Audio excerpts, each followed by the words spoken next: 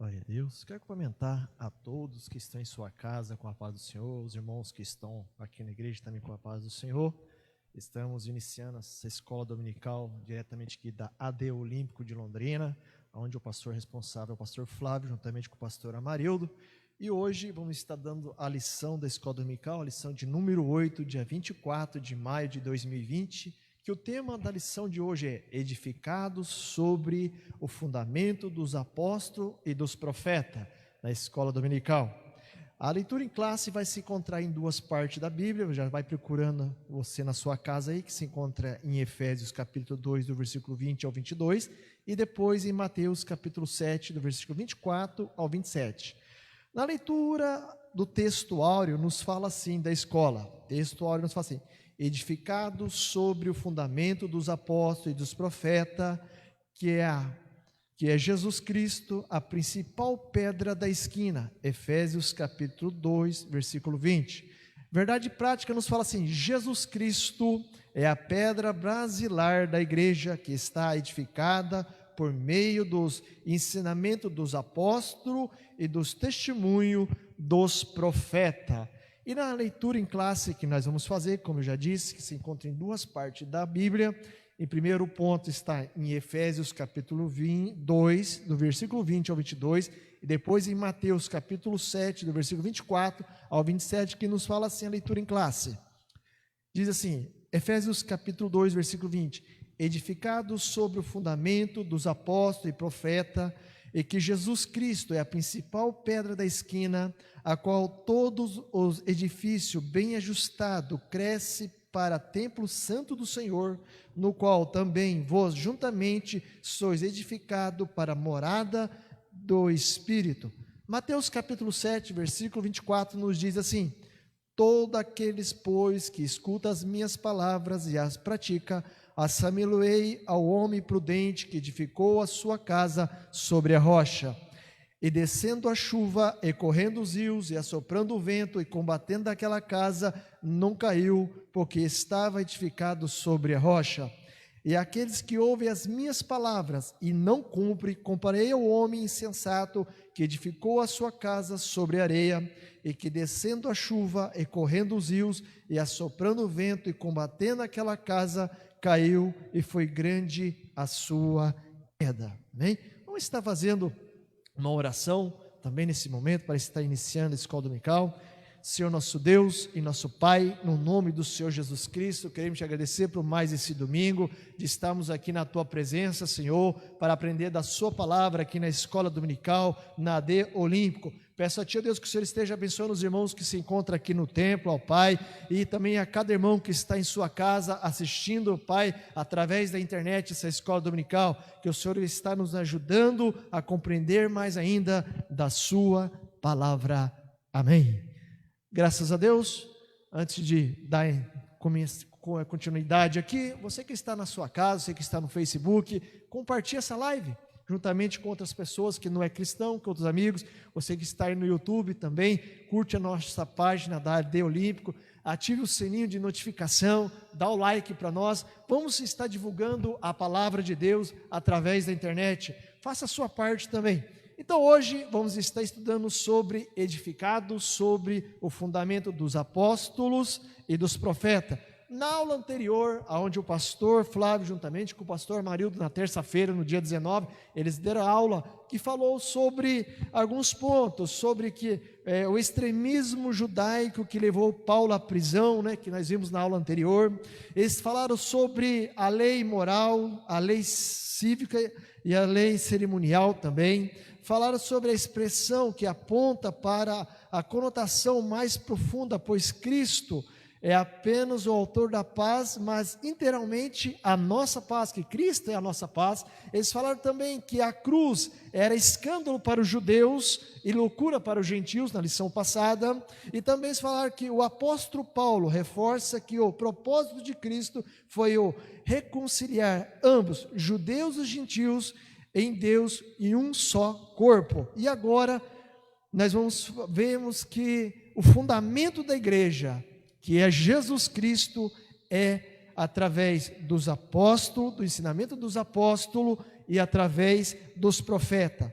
O ponto central da lição nos fala assim: Jesus Cristo é a pedra basilar da igreja.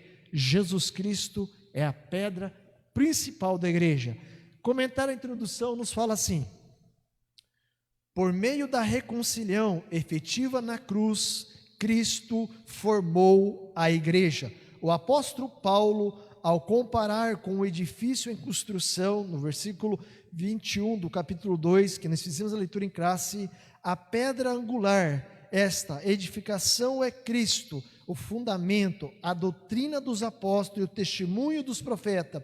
Assim, ao propósito divino de ser que sejamos o templo santo do Senhor, a morada do Altíssimo. Nessa lição estudaremos cada aspecto desse. Nós vemos aqui, irmãos, logo na introdução, o escritor e Paulo, ele fala que Jesus Cristo, ele é o edifício, a construção, ele é a pedra principal. Ele diz assim, a pedra angular, esta edificação é Cristo, que é o fundamento da doutrina dos apóstolos e dos testemunhos dos profetas. Nós vemos que é Jesus Cristo que é a doutrina dos apóstolos e o fundamento dos profetas. Não é outra pessoa que os apóstolos pregavam, mas os apóstolos, após Jesus for para o céu, eles pregam que Jesus Cristo, que é essa pedra, que é essa doutrina que nós temos hoje na nossa Bíblia, que é essa que é o fundamento da igreja. Nós vemos que a igreja evangélica, a igreja cristã não tem outro fundamento a não ser Jesus Cristo. Ele é o fundamento da igreja, ele é a pedra principal, a base principal dessa igreja, que é a igreja de Cristo e não é outro. E assim, há um propósito divino, que sejamos o templo santo e morada do Altíssimo. E nós vamos ver na lição que nós agora, a igreja de Jesus Cristo, é o templo santo do Espírito Santo, já não é mais as quatro paredes, o templo que estava em Jerusalém, mas agora é o novo povo, a nova igreja, que Cristo é a base, é a nós que é a morada. E nessa lição, vamos estudar cada uma delas. Logo no primeiro tópico aqui, nós vamos estudar sobre um edifício espiritual, e nesse primeiro tópico nós temos 4 subpontos. Temos 4 subpontos. O primeiro é o santuário dos judeus, que nós vamos estudar sobre o santuário dos judeus. Depois nós vamos estudar sobre o santuário cristão, e depois nós vamos ver a pedra angular, e depois no quarto ponto, Cristo, a pedra principal. Vamos lá. Logo primeiro, o santuário dos judeus. O que era o santuário dos judeus? Vamos lá um pouquinho. O templo em Jerusalém era um símbolo exclusivo de Israel como povo de Deus, né? E a proibição dos estrangeiros de acessar o templo era motivo de inimizade entre judeus e gentios. Ao reconciliar ambos os povos, Cristo aboliu a lei cerimoniais, desfazendo a inimizade entre eles e formou uma nova humanidade, a igreja. E assim o templo judaico perdeu a sua relevância e um novo conceito de santuário é apresentado. Na lição passada, onde o pastor juntamente com a Marildo fala sobre as leis, inclusive as leis cerimoniais, lá em Jerusalém, no tempo dos apóstolos, quando Salomão ele fez o templo, aonde está, os judeus esses consideravam exclusivo, e eles não aceitavam que outra nação, outros povos adentrasse no templo, nem no pátio. Então eles ficavam separados. Olha, você é incircunciso, você não é circuncidado, você não é judeu, igual você, eu, irmão, nós que somos gentios, porque nós não é descendente do povo judaico, então nós não podíamos entrar no templo, nós era excluído desse templo. E nós vimos na lição anterior que inclusive Paulo chegou a ser preso por ter levado uma pessoa, sido julgado por ter levado um estrangeiro ao templo, coisa que ele não tinha feito, mas ele foi preso e acusado por isso. E nós vimos aqui na lição que era a proibição de acessar o templo, né? Tinha uma inimizade entre judeus e gentios.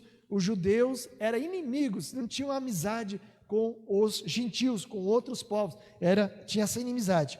E nós vemos que agora, já no Novo Testamento, Paulo, ele fala assim, olha, ao reconciliar ambos os povos, Cristo aboliu a lei cerimonial, ele aboliu o cerimonial que tinha lá no templo, né, que tinha todo o cerimonial, ele aboliu aquilo lá, aquelas cerimônias, e desfez a inimizade entre eles e formou uma nova humanidade, a igreja.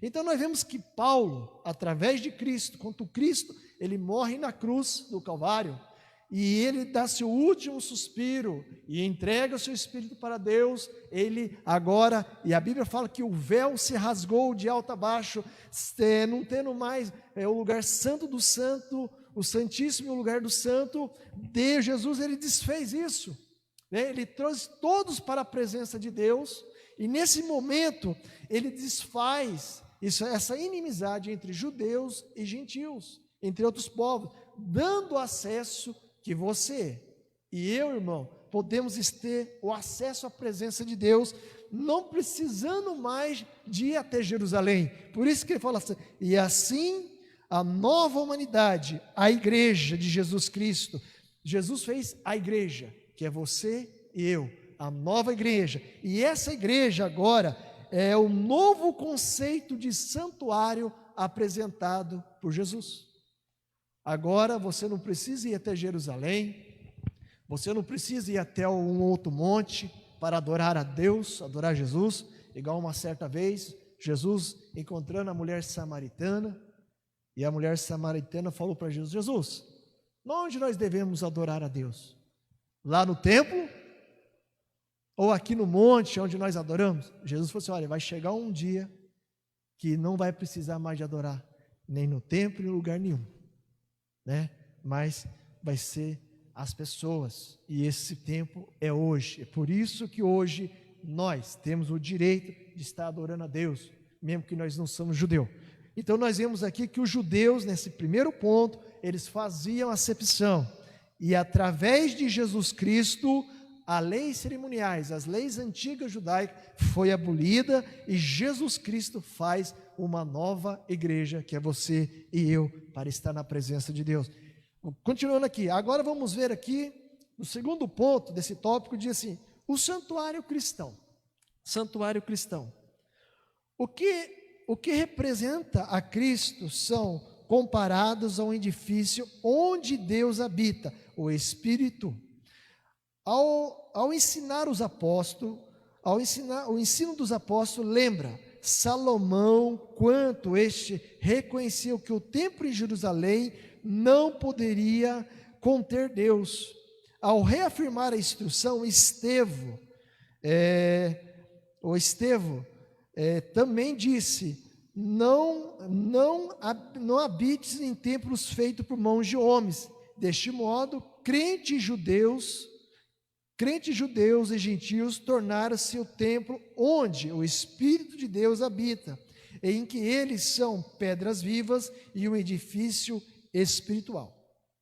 Nós vemos que lá no templo em Jerusalém, quando Salomão ele fez o templo, e a Bíblia fala que quando ele construiu o templo, depois de 40 anos, ele foi inaugurar o templo e fez vários sacrifícios.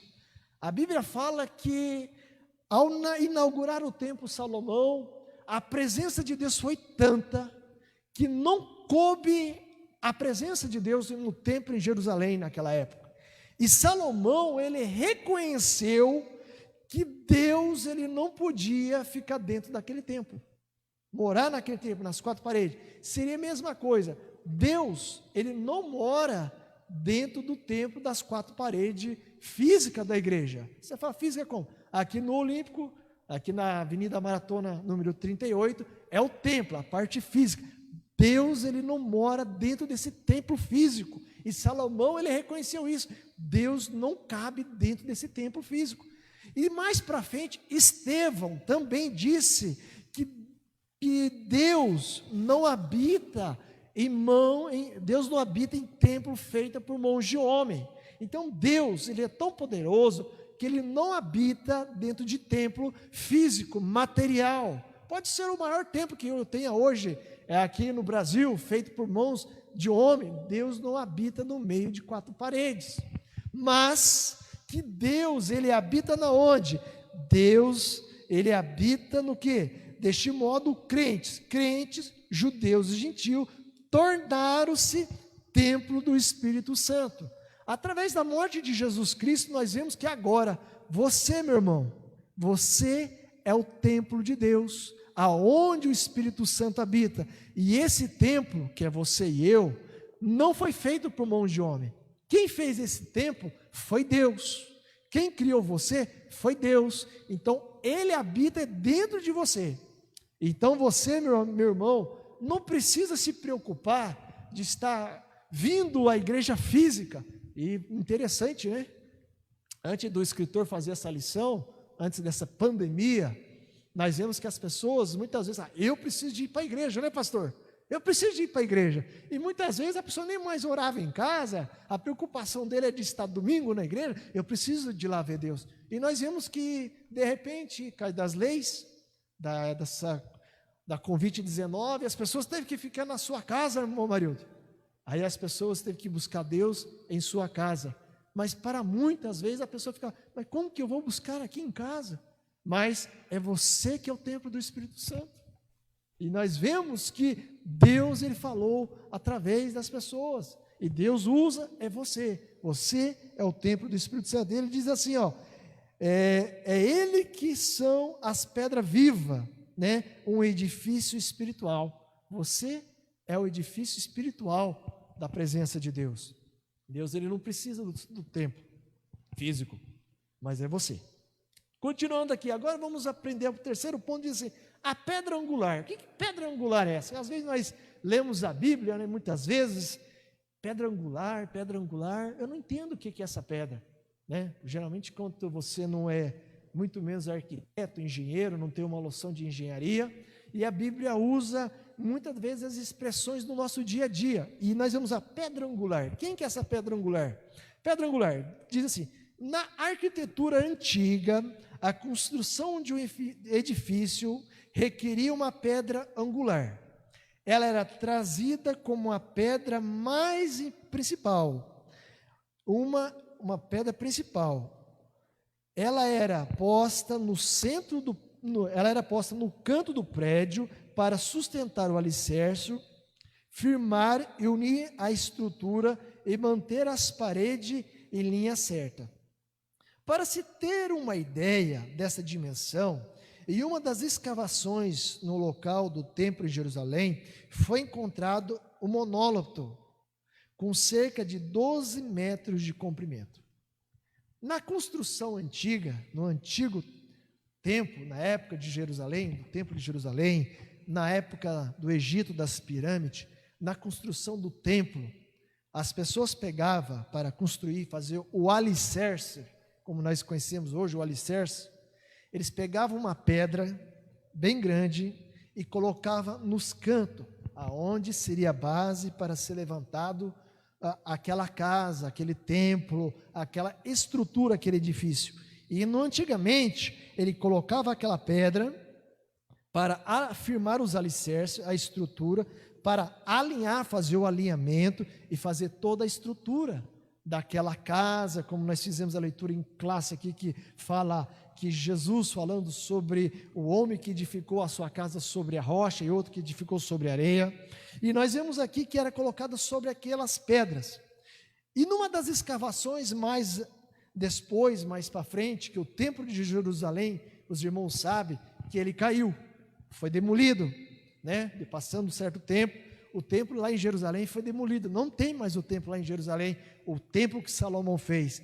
E uma das escavações feita lá naquele templo, foi encontrado uma pedra do alicerce do templo de Jerusalém com um diâmetro de 12 metros quadrados, que é o alicerce desse templo que nós vemos. E hoje, em nossos dias, nós não usamos mais essa técnica de colocar pedras. Hoje, a tecnologia, a engenharia é outra, já não é mais antiga. Hoje você faz, para fazer uns prédios, você faz umas brocas bem profundas, se coloca armação de concreto, de ferro ali, Aí tem o irmão Amarildo que trabalha numa empresa de concretagem, chega lá na empresa, olha, eu vou fazer um prédio assim, aí o engenheiro químico de concreto lá, isso mesmo, Amarildo? Ele faz o cálculo correto do cimento, da pedra, o que vai ser colocado lá, e se faz a estrutura para fazer o alicerce. Para ficar mais fácil, você que faz a sua casa, pede para o pedreiro ir lá fazer as brocas e faz essas brocas. Então, essa daí é a base daquela casa, do templo, de um prédio. E Cristo é essa base.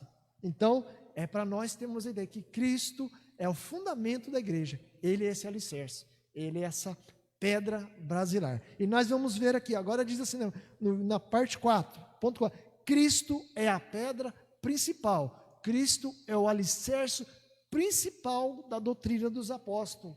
Senão, o evangelho não tinha chegado até hoje. Diz assim, Cristo, a pedra principal.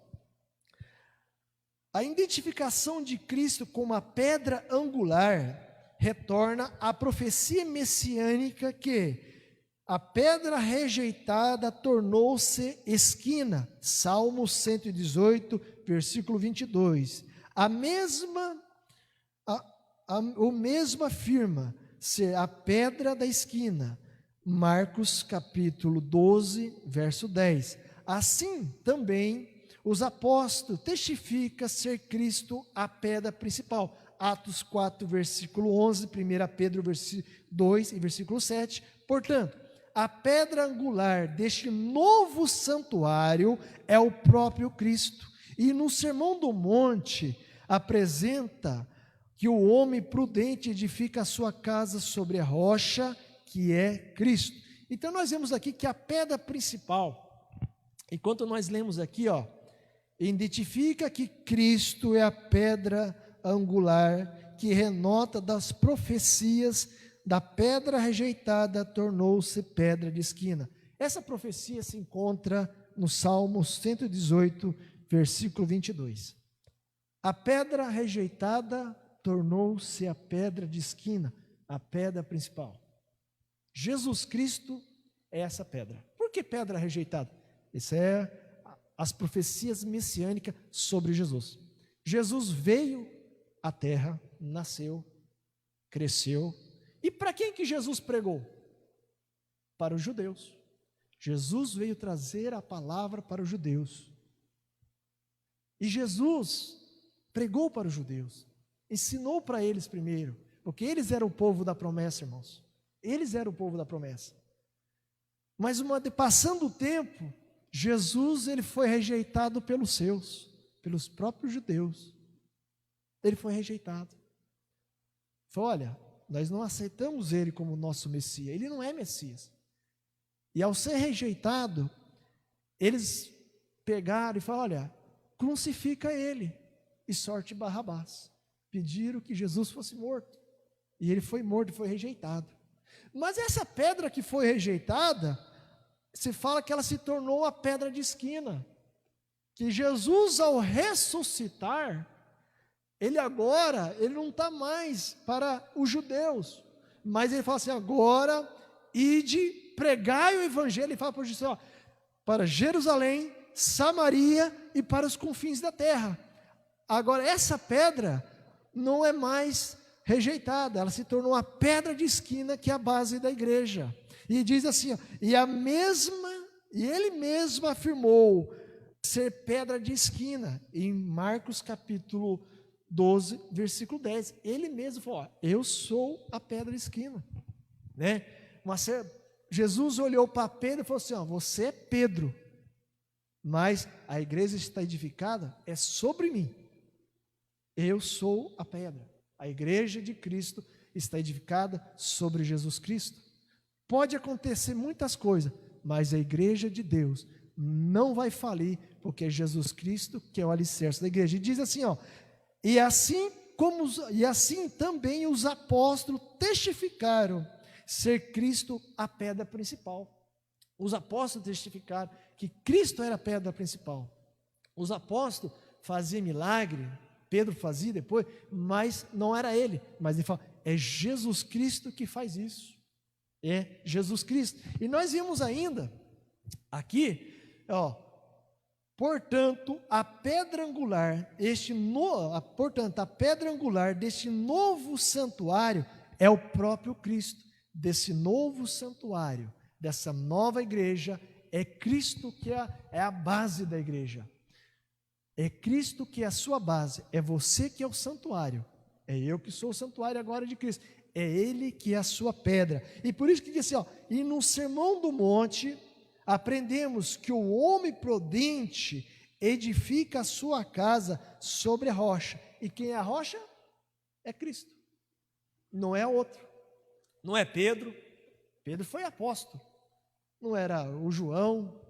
Não era Estevão. Não. Mas eles falam, olha, é Cristo que é a base da igreja. É nele. É por isso, meu irmão, a Bíblia fala, pode passar os céus e a terra. Jesus falou, mas as minhas palavras não hão de passar. Agora vamos aqui para o segundo tópico. O segundo tópico, vamos estudar sobre o fundamento dos apóstolos e profetas. Nós vemos que Cristo é a base da igreja, Ele é o fundamento. E os apóstolos falam sobre o fundamento, quem é o fundamento. E nesse segundo tópico nós temos 3 subpontos. O primeiro, o conceito de apóstolo, o que é conceito de apóstolo. O segundo, a doutrina dos apóstolos, qual que era a doutrina dos apóstolos, né, que eles pregavam. E o terceiro, o testemunho dos profetas. Vamos lá. O conceito de apóstolo. O termo grego apostólogo é usado para enviado ou mensageiro. O apostolado é centrado na natureza da missão de Cristo, que foi enviado para ser o Salvador do mundo. Os evangelhos de Mateus, Marcos e Lucas usam o termo quando se refere aos 12 discípulos. Aí você vai ver em Mateus capítulo 10, versículo 2, do 2 ao 5, Marcos capítulo 6, versículo 30, e em Lucas capítulo 6, verso 13. Eles foram testemunhas ocular do ministério, morte e ressurreição de nosso Senhor. Assim, Paulo também foi chamado pelo próprio Senhor para ser apóstolo. 1 Coríntios, capítulo 15, do versículo 8 ao 9, e Romanos 1:1.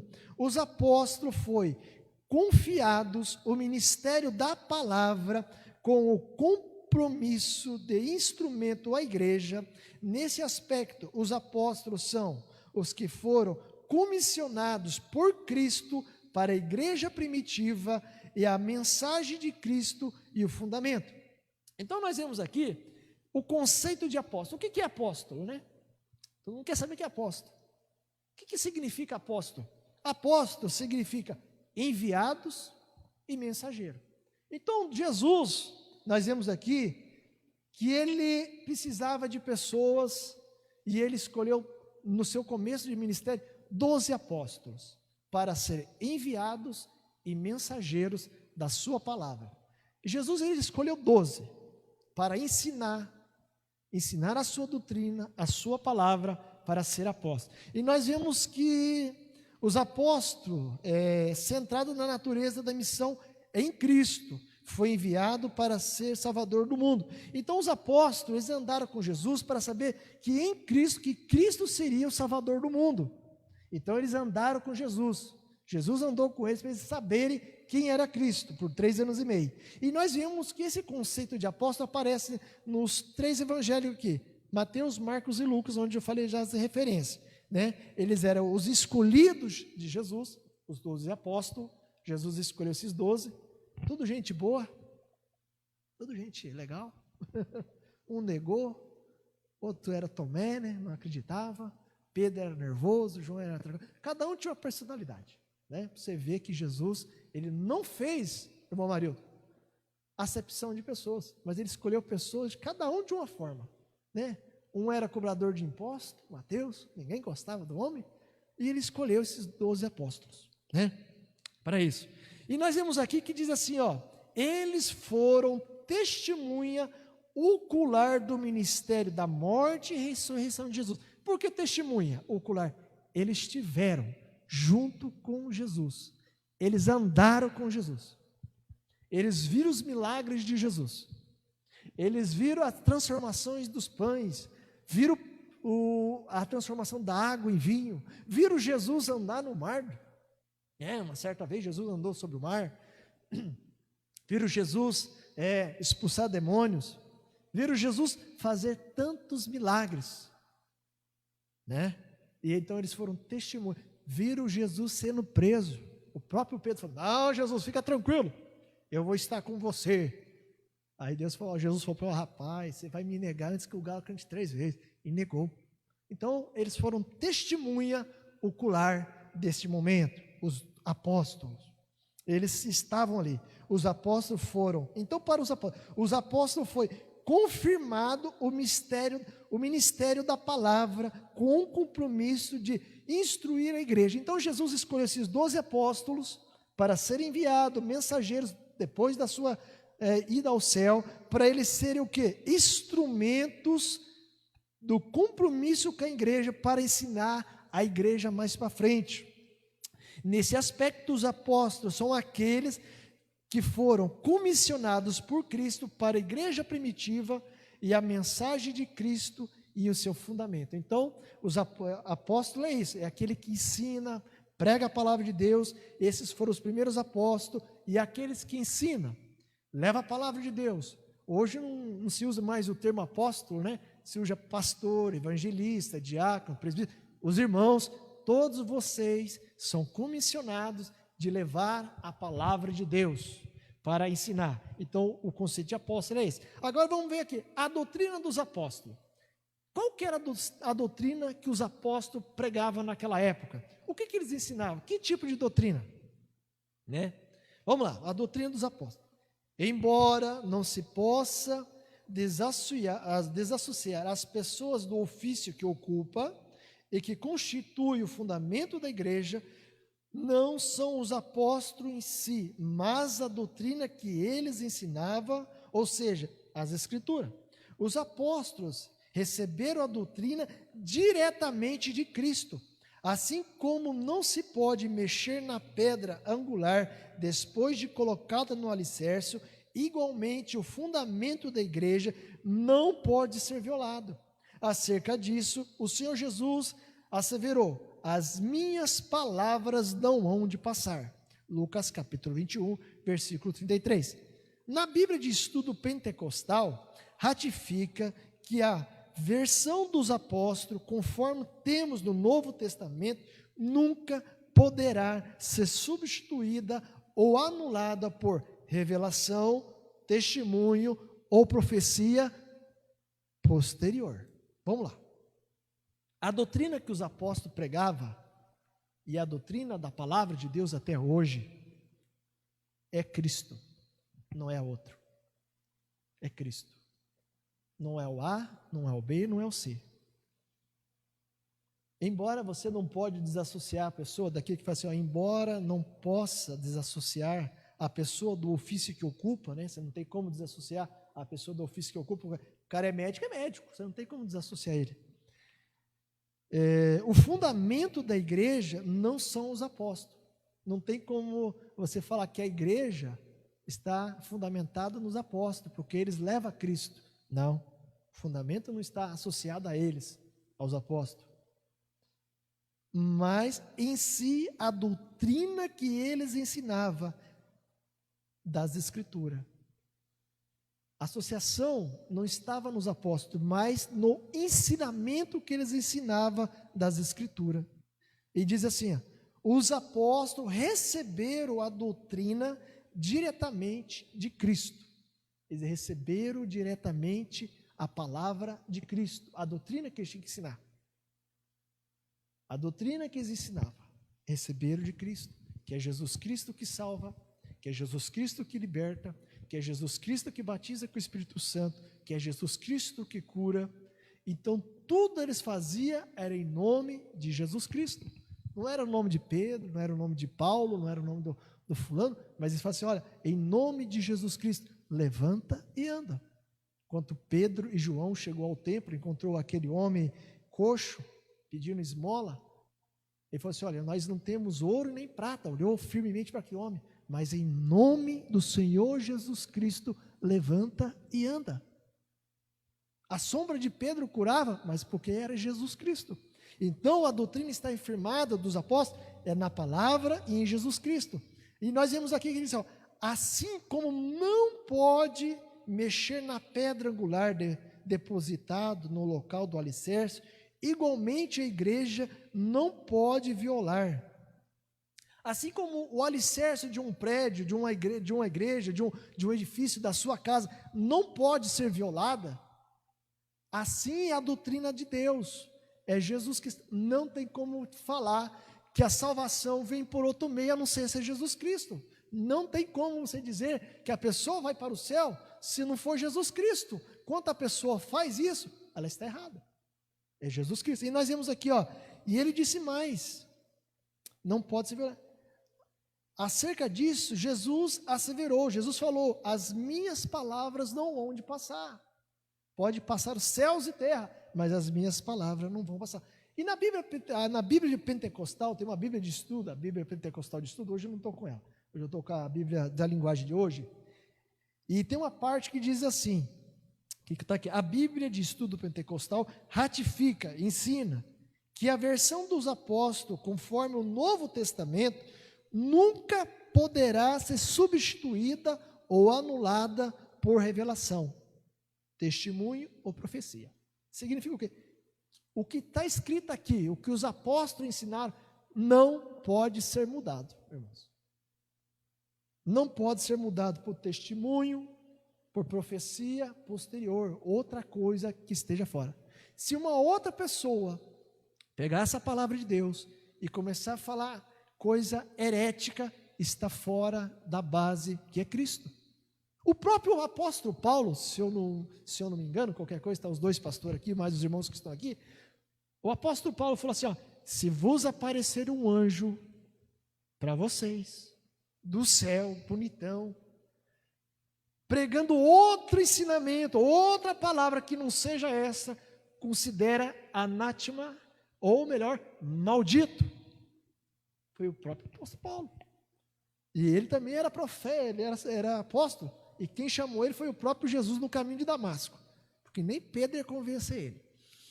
Ele falou, anátema, se uma outra pessoa pregar que o caminho para a salvação não é Jesus, é outro, pula fora desse barco, como fala o povo. Só Jesus Cristo. Então essa era a doutrina dos apóstolos. E é a doutrina até hoje da palavra. Que é Jesus Cristo que salva, cura, liberta. Ele é a pedra principal e não pode ser mudado por outra coisa. Terceiro ponto, testemunho dos profetas. Testemunho de profetas. A palavra profetas significa proclamar, interpretar da revelação divina. Então, a palavra profeta, quando você escuta, o que é um profeta? Tanto no profeta do Antigo Testamento, os profetas no Antigo Testamento, como nos profetas no Novo Testamento, o significado da palavra profeta é proclamar, né? Ele proclama a palavra de Deus, por intermédio do quê? De uma revelação divina.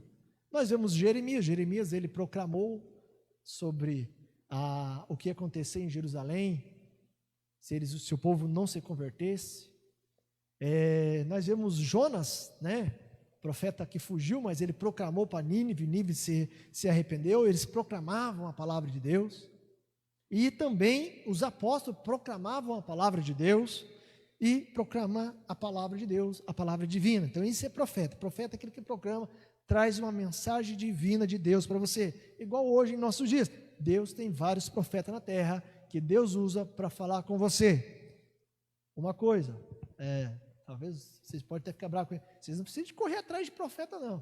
Se é de Deus, o profeta que vai vir atrás do seu irmão. Fica tranquilo na sua casa, só orar. Fica tranquilo aí. Continuando aqui. A ordem, agora nós vamos ver uma leitura em classe. A ordem da frase em Efésios capítulo 2, versículo 20, apóstolos e profeta, indica tratar-se dos profetas da igreja e não do Antigo Testamento. Mais adiante, Paulo assegura que a compreensão do ministério que no passado estivera oculta e que os gentios tinham igual posição no corpo de Cristo era praticamente a promessa. Foi revelada pelo Espírito aos profetas do Novo Testamento. Assim, os profetas neotestamentário que falam, inspirado pelo Espírito Santo, prefazem o alicerce da igreja de Cristo. Então, quando nós pegamos aqui na leitura em classe, que nós lemos na leitura em classe no capítulo 2, do versículo 20, que fala assim, edificado sobre o fundamento dos apóstolos e profeta de Cristo, né? Apóstolo e profeta. Nessa parte aqui, nesse contexto desse versículo, aqui no contexto, está falando sobre os profetas agora do Novo Testamento. Do Novo Testamento, e não lá do Antigo Testamento. Então, assim, apóstolo e profeta, indica tratar-se dos profetas da igreja, já no Novo Testamento, né? Que muitas vezes nós achamos que é no Antigo Testamento, mas está falando-se do Novo Testamento agora, da igreja, e não do Antigo Testamento. Ele diz mais adiante,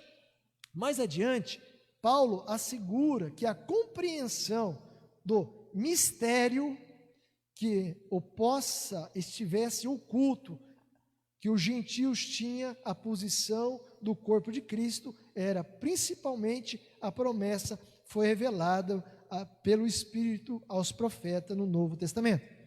Foi através dos profetas, através da revelação no Novo Testamento, dos novos profetas neotestamentários, que Deus revelou que os gentios, que você e eu, você que é brasileiro, você que é americano, que está passando a live nos Estados Unidos, não sei, você que é japonês, você que não é gentil, você que não é judeu, você foi revelado esse mistério para Paulo, que nós também fazemos parte dessa promessa. E tem uma pessoa que Deus revelou para ele. O apóstolo Pedro, uma certa vez, ele teve uma revelação de Deus, e nessa revelação, quando ele estava orando, que descia um determinado lençol com vários tipos de bichos, que os judeus não comem, cobra, lagarto e tal, e Deus falou para ele, coma. Ele falou, não Deus, eu não posso comer isso daí, porque não é para mim, sou judeu. Deus falou, aquilo que eu santifiquei não é imundo. E passando-se mais um tempo, apareceu 2 homens na casa dele, pedindo para ir na casa de Cornélio, porque Cornélio estava orando. Cornélio não era judeu. E Pedro entendeu que era de Deus. E Pedro foi juntamente com aqueles 2 homens, chegou na casa de Cornélio, que não é judeu, e pregou a palavra, que é Cristo, e a Bíblia nos fala que o sinal que Deus deu para Pedro, que Pedro estava meio assim, sabe, lutando, não é para eles. Que eles, a família de Cornélio, foram, e todos que estão batizados com o Espírito Santo, que é aquele mesmo em Atos capítulo 2 que ele viu, e ele entendeu que o Evangelho não era só para os judeus, mas também para nós. Foi revelado esse mistério na palavra de Deus para eles, assim a profecia dos neotestamentários, dos novos profetas, e que falavam inspirado pelo Espírito Santo, e prediz que o alicerce é Cristo, Jesus Cristo, a igreja. Então, hoje nós somos salvos, porque esse mistério foi revelado através de Cristo. Na próxima lição de domingo que vem, vai explicar melhor sobre essa parte. Eu não vou adentrar. Fica para domingo que vem. Vamos lá.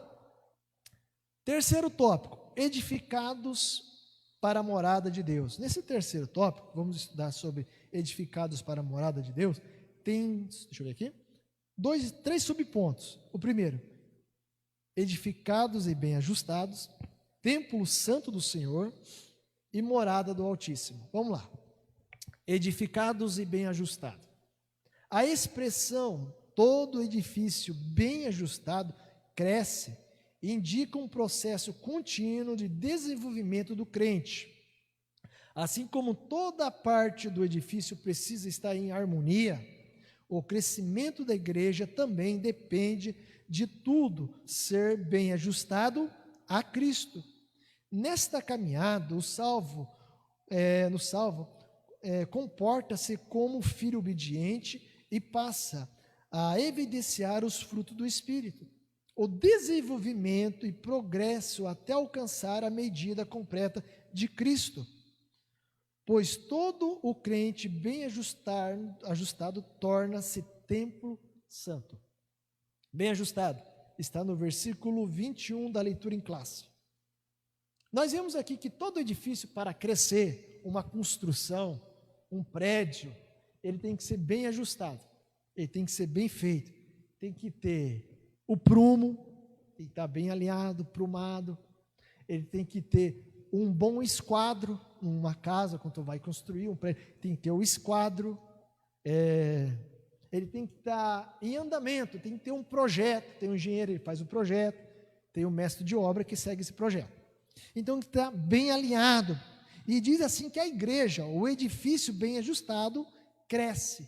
E para a igreja, o crente crescer, ele tem que estar bem alinhado. Indica um processo contínuo. Como que é o nosso processo de alinhamento para nós crescer? É um processo contínuo do desenvolvimento do crente. O que é contínuo? Uma coisa que continua. Não é que a pessoa aceitou a Jesus Cristo que ele vai se tornar um pregador da palavra, um pastor da igreja, se ele aceitou Jesus hoje, né, cooperador Paulo José. Ninguém se torna pregador da noite para o dia. Desculpa aí, não tem como se tornar pastor. Ele tem que ter um processo de conhecimento da palavra, né? E nós vemos para ter o crescimento espiritual. Você tem uma cerca, Paulo, quando ele aceita Jesus no caminho de Damasco, e ele vai lá, ele ficou 14 anos para depois sair para pregar para os gentios. Ele teve um crescimento. Assim como toda parte de um edifício precisa estar em harmonia, o edifício para crescer, a parte física precisa estar em harmonia, o crente também precisa estar na mesma harmonia para crescer espiritualmente com Cristo. Vamos lá. O crescimento da igreja também depende de tudo estar bem ajustado em quem? Em Cristo. A igreja tem que estar ajustada em mim? Não. Você, para crescer, para a igreja crescer, tem que estar ajustado em Cristo. É em Jesus. A sua vida tem que estar ajustada às vontades de Cristo, em Jesus Cristo, para crescer nessa caminhada. E diz assim, nessa caminhada o alvo compara-se como um filho obediente e passa a evidenciar o fruto do Espírito, é comparado com um filho obediente. Quando o filho é obediente, ele vai crescendo e vai aprendendo, e é a nossa comparação da nossa vida.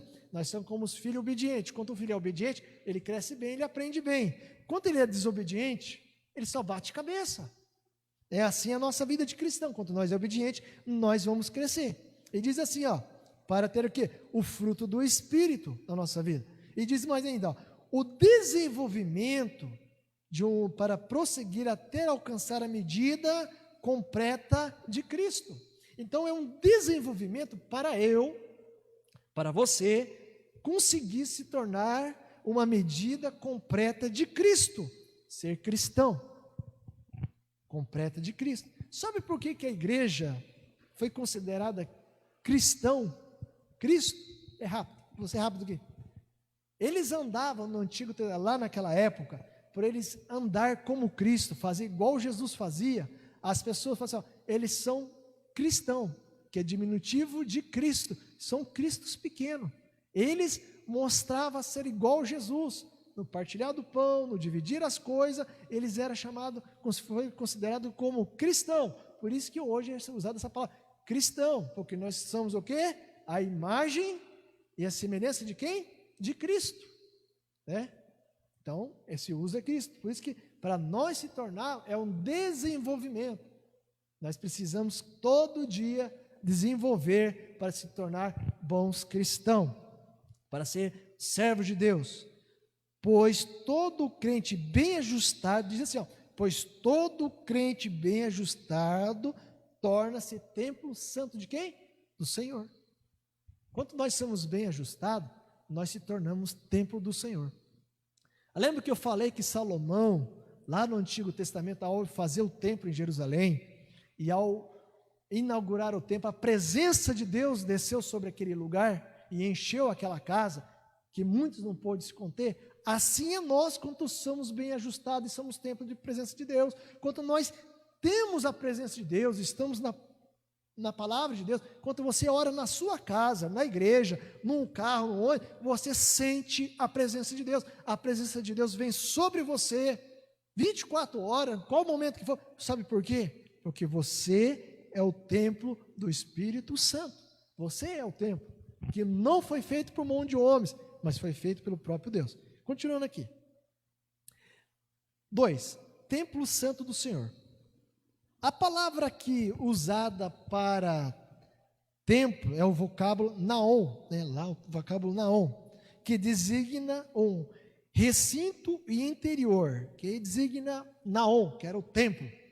Quando você vê templo, antigamente naquela língua diz naon, que é um templo, é um recinto, um lugar interior, um lugar santíssimo, ou seja, o lugar do encontro do sumo sacerdote com Deus. Todavia, a analogia paulina não se refere à estrutura material, mas sim ao crente que se tornou o templo santo.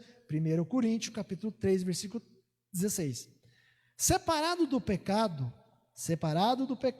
quem pertence a Cristo passa a viver em santidade. Como resultado, ao desfrutar da comunhão divina, o crente recebe o livre acesso à presença do Pai e torna-se morada do Espírito Santo. Nós vemos que lá no Antigo Testamento, que existia o lugar santo e o santíssimo, aonde o sumo sacerdote adentrava para ter a presença com Deus. E agora já no Novo Testamento, quando o véu se rasga de alto a baixo, o apóstolo Paulo faz a mesma analogia, a mesma comparação, né? Todavia, a analogia paulina não se referia à estrutura material do templo em Jerusalém, não estava falando da parte física, mas estava fazendo uma analogia, uma comparação. Mas sim, o crente se tornou o templo santo. Você e eu se tornamos o templo santo, separados do quê? Do pecado. E quem pertence a Cristo passa a viver em quê? Em santidade. Então você que é o templo, que agora você é separado do pecado e você passa a viver em santidade e comunhão com Deus. O que é santidade? Separado das coisas do mundo, do pecado, daquilo que não agrada a Deus. Entendeu? Não é você querer se isolar na sua casa. As coisas que não agradam a Deus você não vai fazer mais e você deixa de fazer. Aí a Bíblia dá uma grande camada de explicação. Quem adulterava não adultera mais, quem fornicava não fornica mais, quem roubava não rouba mais, quem cometia prostituição não faça mais prostituição. A pessoa se torna santo, porque deixa as práticas do velho homem e se torna agora o quê? O templo. E diz assim, ó, separado do pecado, pertence a Cristo e passa a viver em quê? Em santidade. E com o resultado, ao desfrutar da comunhão divina, o crente recebe o quê? O livre acesso à presença de Deus, do Pai, tornando-se morada do Altíssimo. Você e eu agora temos o livre acesso da presença do Pai. Como que era? Antigamente, o único que podia chegar na presença de Deus era o sumo sacerdote, através de todo aquele sacrifício, mas agora, através de Jesus Cristo, que somos santificados por Ele, nós temos o livre acesso de dobrar os nossos joelhos, de falar com Deus, direto com Ele. Você não precisa de intercessor, intermediário, terceirização. Infelizmente, hoje, em nossos dias, muitas pessoas procuram o A e o B para poder chegar em Jesus, mas você não precisa disso, você pode ir diretamente. Como assim? Você não precisa de chegar no pastor para ele interceder por você, você mesmo pode ir. O pastor é homem de Deus, ele vai orar por você, vai, mas no momento que você não encontrar o pastor, falamos assim, você mesmo vai chegar a Deus, né, pastor? Você mesmo vai dobrar o seu joelho e falar, Deus, me ajuda aqui nesse momento. A palavra fala que do profeta Jonas, ele fugiu da presença de Deus, ele não queria ir para Nínive. E Deus permitiu aquela tempestade, e ele foi para dentro do ventre do peixe. E lá ele disse, dentro do inferno, eu clamei a Deus, não foi outra pessoa, ele mesmo, Jonas, clamou a Deus, e Deus ouviu a oração dele, e ele foi liberto. O peixe expeliu ele, vomitou fora ele de lá e não morreu. assim é nós, mesmo que estivermos num lugar muito difícil em nossa vida, até mesmo comparado num lugar de dificuldade tremenda, você clama a Deus, e Ele vai te ouvir, porque você é templo dEle, e Ele vai estar dentro de você e vai te responder. Glória a Deus. Continuando aqui, diz assim: você tem um acesso livre à presença do Pai, tornou-se assim morada de Deus, você é morada de Deus. Vamos lá, para concluir aqui que a hora está passando. Morada do Altíssimo. Quem que é a morada do Altíssimo agora? Morada do Altíssimo. No Antigo Testamento, a expressão morada de Deus fazia alusão ao tabernáculo e depois ao templo israelita. Nós vemos aqui que lá no Antigo Testamento, a morada de Deus primeiro fazia alusão ao tabernáculo que Moisés fez, né? Deus falou para Moisés: faz o tabernáculo, e lá no tabernáculo eu vou estar lá, fazer alusão da presença de Deus lá, para aquele povo entender. E depois, já na época de Salomão, Salomão faz o templo, já lá no Antigo Testamento, que lá tinha a presença de Deus, fazia alusão à estrutura material, né? Fazia ali a estrutura que estava ali, o templo de Israel.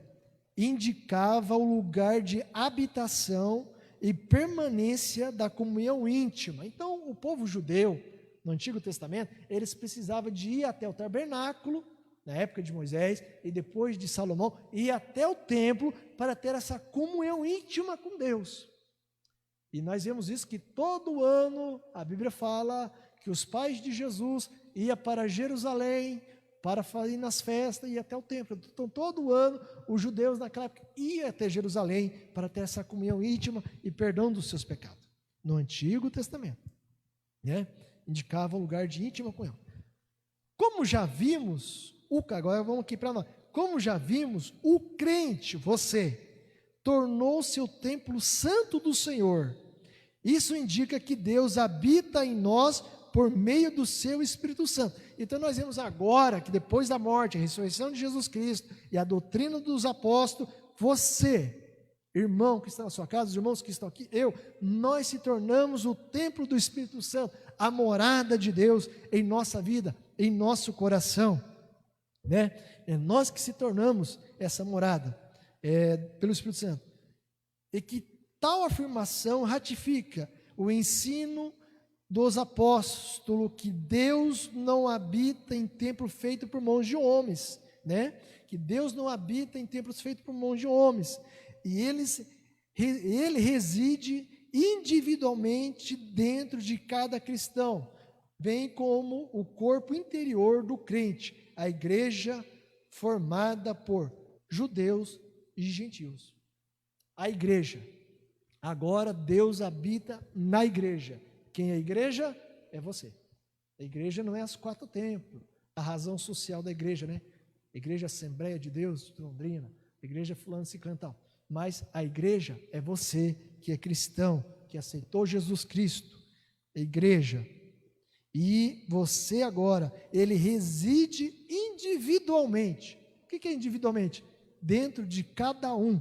Ao mesmo tempo que ele está aqui dentro de mim, ele está dentro da irmã Sueli, do Amarildo, dos irmãos que estão na sua casa aí, ele está em todos os lugares ao mesmo tempo. Antes, vou usar uma analogia também, o povo precisava de ir até o templo para ver Deus, mas agora não, Deus está em todo lugar, Ele está em você.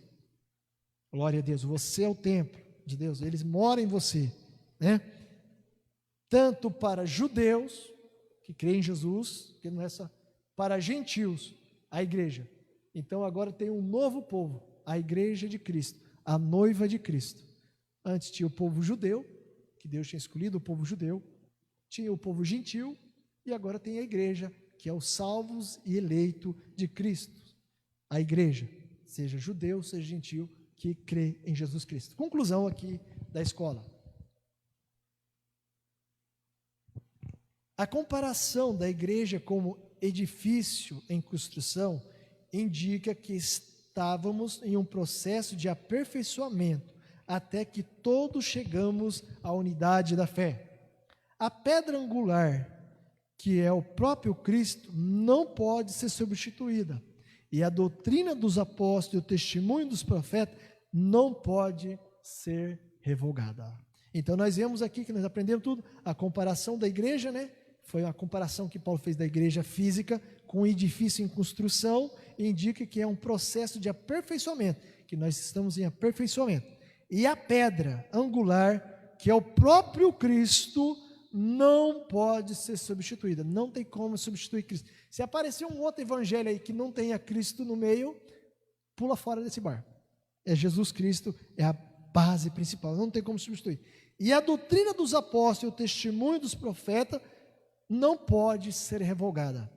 A doutrina dos apóstolos e os testemunhos dos profetas sobre as coisas de Deus não pode ser revogada. Que Deus abençoe a todos na sua casa, os irmãos que esteve aqui, passar agora o encerramento ao pastor Flávio e fazer a oração pelos irmãos. Que Deus abençoe a todos no nome de Jesus.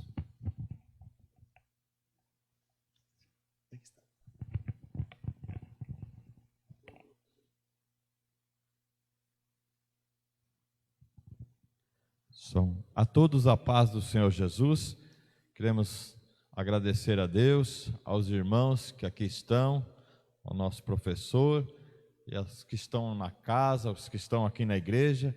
E quero dizer para você, aí na sua casa, domingo que vem, pode vir participar dessa escola bíblica dominical, estando conosco no próximo domingo.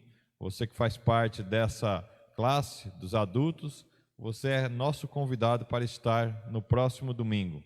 Também queremos avisar os irmãos que hoje às 19 horas nós temos um culto com a família. É um culto direcionado à família, a qual teremos alguns irmãos na direção, cantando, louvando, ministrando a palavra. E nesse culto nós escalamos as irmãs do ciclo de oração com a preferência dos lugares. Aí você pode perguntar, mas quem pode vir? Todas as irmãs do ciclo de oração podem estar aqui. E homens podem vir? Jovens podem vir? Sim, podem vir. Mas a preferência dos lugares são das irmãs.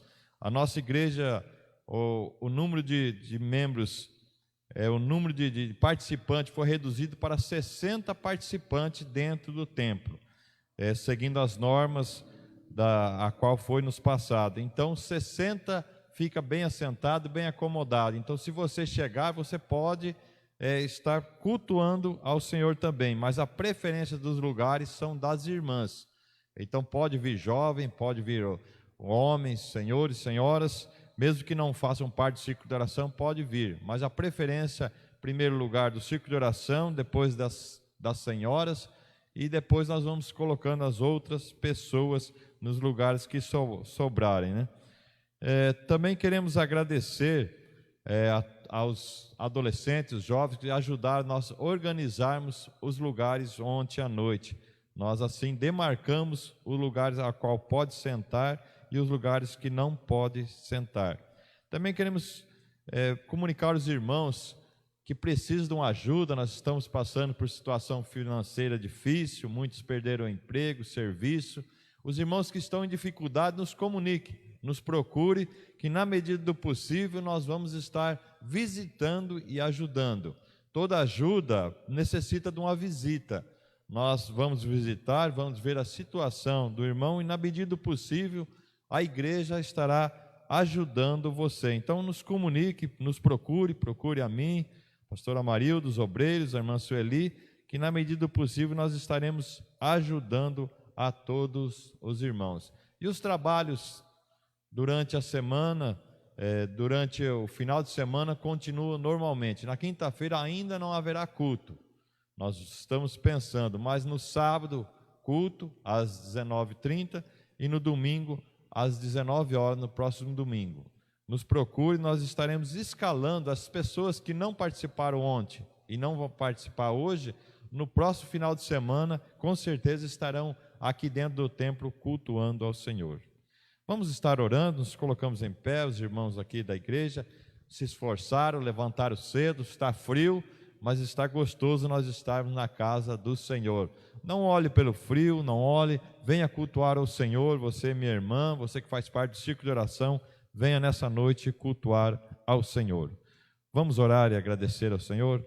Senhor, meu Deus e meu Pai, nós te louvamos e te agradecemos, Senhor, por esse dia maravilhoso a qual nos deste, Senhor. E nesse dia já estivemos na tua casa, já podemos ouvir a tua santa e poderosa palavra e aprender dos teus estatutos, Senhor. Que esses ensinamentos, Senhor, os estatutos estejam em nosso coração, na nossa boca e na nossa mente, e que nós possamos testemunhar do grande amor a qual nos concede, Senhor. Abençoa o teu povo, abençoa aqueles que estão aqui, os que estão em casa, Senhor, também aqueles que não puderam vir, que o Senhor esteja cobrindo com teu sangue, livrando de todo mal. Crendo em ti, nós agradecemos, Senhor, e pedimos a tua bênção em nome de Jesus. Amém.